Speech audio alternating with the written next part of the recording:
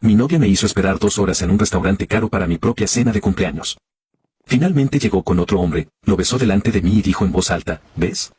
Te dije que seguiría aquí como un cachorro patético. Simplemente sonreí, me levanté y le estreché la mano. Esta mañana mi teléfono marca 78 llamadas perdidas y sus pertenencias están en bolsas de basura. Afuera del apartamento, acaba de descubrir quién es el dueño del patético cachorro. Anoche cumplí 34 años. Pasé las 2 primeras horas sentado solo en el restaurante más caro de la ciudad, viendo cómo la expresión del camarero pasaba de la cortesía a la compasión. Mi novia Isabella llegaba tarde. No era nuevo, pero 2 horas era un récord, incluso para ella. Había llamado y enviado mensajes, pero no recibí respuesta. Estaba a punto de rendirme e irme a casa cuando por fin hizo su entrada triunfal. No estaba sola. Entró de la mano de un tipo al que nunca había visto, un tipo con cara de suficiencia, un corte de pelo perfecto y un reloj caro. Se detuvieron en mi mesa. Isabella ni siquiera me miró. Se inclinó y le dio al chico un beso largo y deliberado, ahí mismo, en medio del restaurante lleno. Luego se giró hacia él, con la voz lo suficientemente alta como para que todos a nuestro alrededor la oyeran, y dijo, ¿ves? Te dije que seguiría aquí como un cachorro patético. El chico se rió entre dientes. Todo el restaurante quedó en silencio. Sentía decenas de ojos fijos en mí, esperando la explosión, pero no hubo explosión. Algo dentro de mí se calmó de una manera perfecta y maravillosa. El dolor y la ira estaban ahí, pero a kilómetros de distancia, tras un grueso muro de cristal. Miré el rostro triunfante y cruel de Isabella, y luego al tipo que parecía incómodo ahora que la función había terminado. Sonreí, con una sonrisa genuina y relajada. Me levanté, me alicé la chaqueta y le tendí la mano. Felicidades, dije con voz tranquila. Sin duda, has ganado el premio. Me miró la mano, confundido, pero la estrechó automáticamente. Dejé caer un billete de $100 sobre la mesa para cubrir las bebidas que había tomado mientras esperaba, me volví hacia el atónito camarero y le dije, que tenga una buena noche, y salí del restaurante sin mirar atrás. No corrí, no salí furioso, simplemente me fui.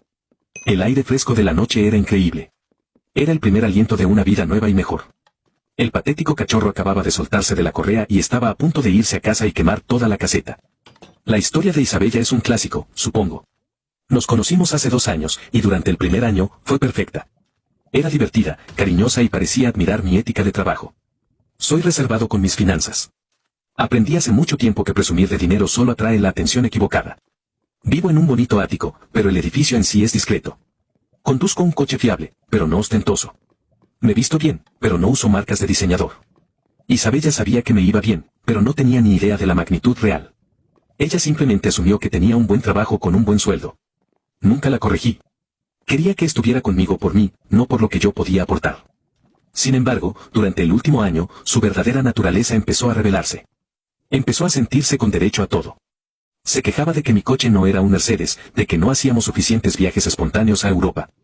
Empezó a tratarme menos como una socia y más como una proveedora de servicios. Su trabajo era vago, una especie de consultoría de redes sociales que hacía desde casa, pero nunca parecía generar ingresos reales. Yo pagaba todo, la comida, las vacaciones, las cuotas del coche, su creciente colección de ropa de diseñador. Al principio no me importó. Estaba enamorado y podía permitírmelo. Pero su gratitud dio paso a la expectativa, y su cariño se volvió condicional, apareciendo generalmente justo antes de que quisiera comprar algo caro. Le encantaba contarle a la gente que vivíamos en su apartamento. Era una manía rara que nunca me molestaba en corregir.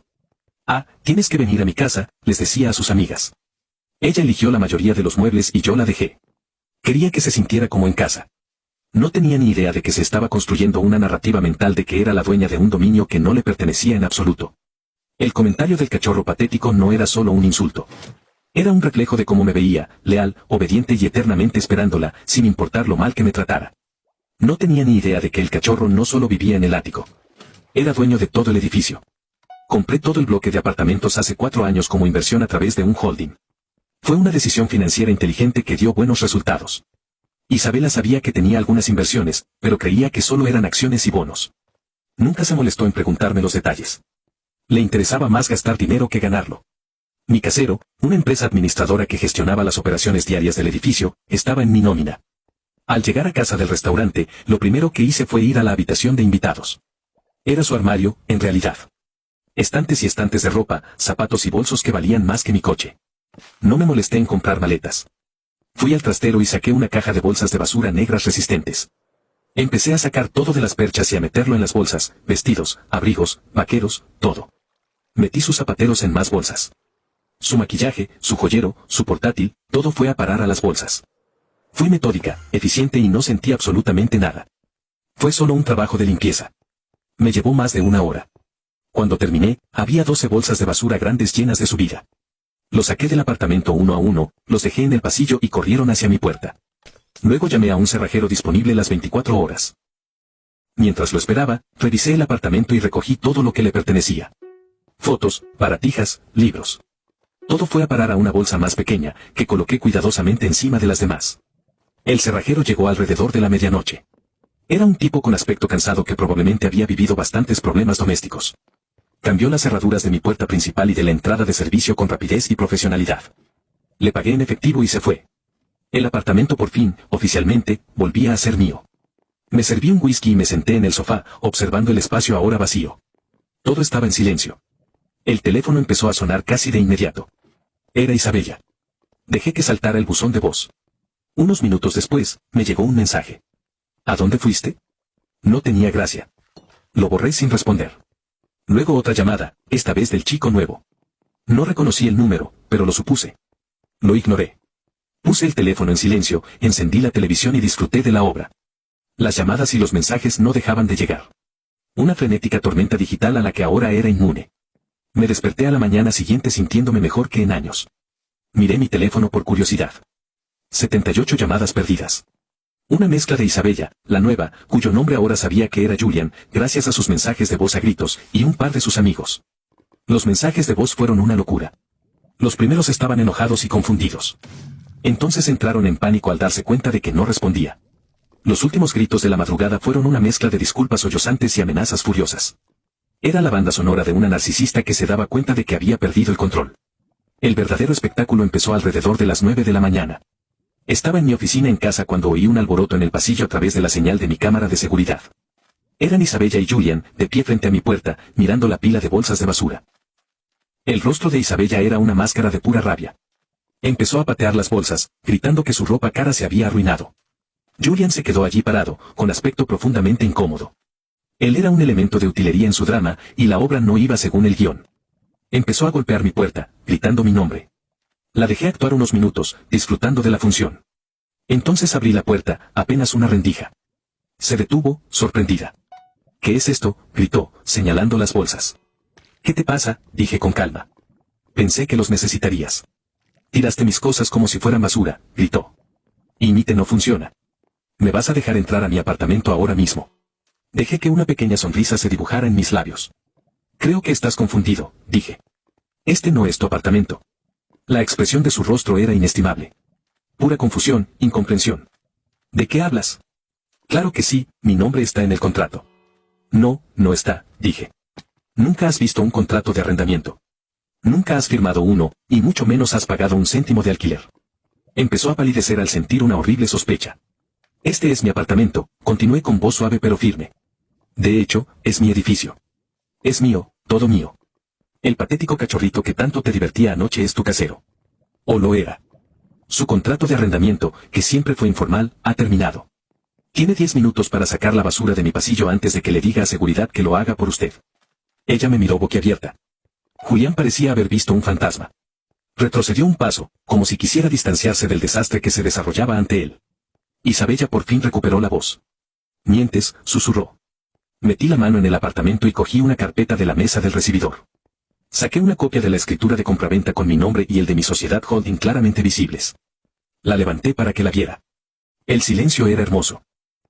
En ese momento, todo su mundo, un mundo construido sobre mi aparente debilidad y su propia delirante sensación de derecho, se derrumbó.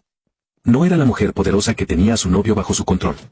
Era una aprovechada que acababa de ser desahuciada por el hombre al que había humillado públicamente horas antes. No puedes hacer esto, balbuceó, con lágrimas corriendo por su rostro. No tengo a dónde ir. Eso parece un problema personal, dije. Quizás Julian pueda ayudarte, parecías muy cercano anoche. Miré a Julian, que ya se dirigía lentamente hacia el ascensor. No quería saber nada de esto. Estaba allí por la diversión, no por las consecuencias. 9 minutos, dije, y cerré la puerta con el pestillo.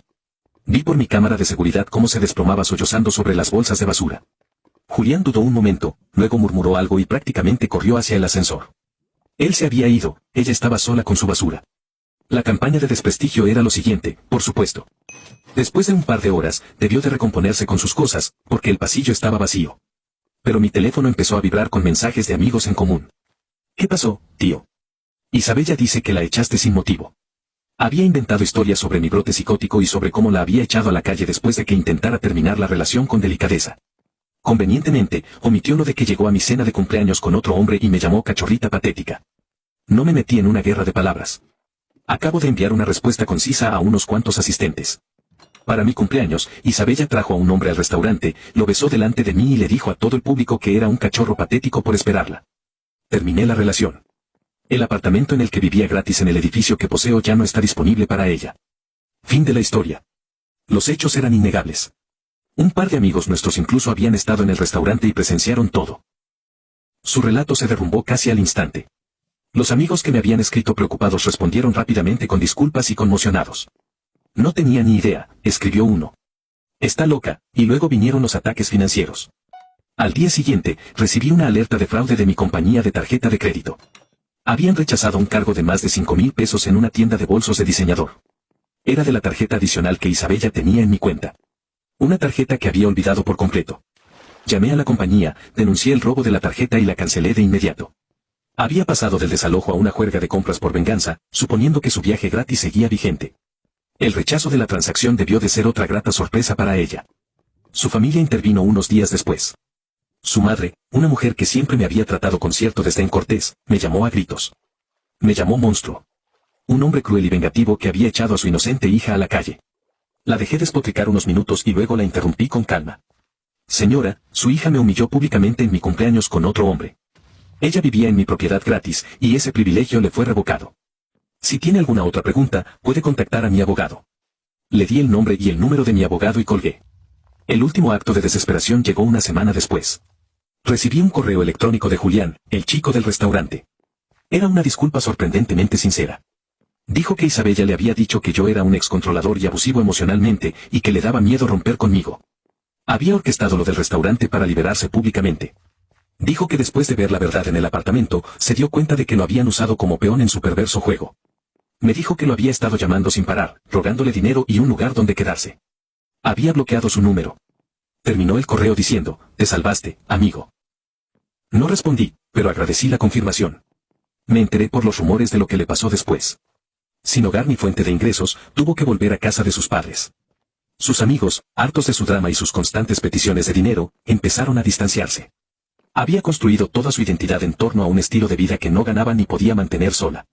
Sin mí, el patético cachorro que financiaba su existencia, su glamurosa vida se desvaneció. Pasaron unos meses y la paz y la tranquilidad eran increíbles. Redecoré el apartamento, haciéndolo sentir como si fuera mío otra vez. Me concentré en mi trabajo, me fui de viaje con unos amigos y disfruté de mi libertad. Una noche, mis amigos y yo decidimos ir a tomar algo a un bar del centro, un lugar al que hacía tiempo que no iba. Mientras estábamos sentados en nuestra mesa, miré y la vi. Era Isabella. Trabajaba como camarera de cócteles. Nos miramos a los ojos desde el otro lado del salón.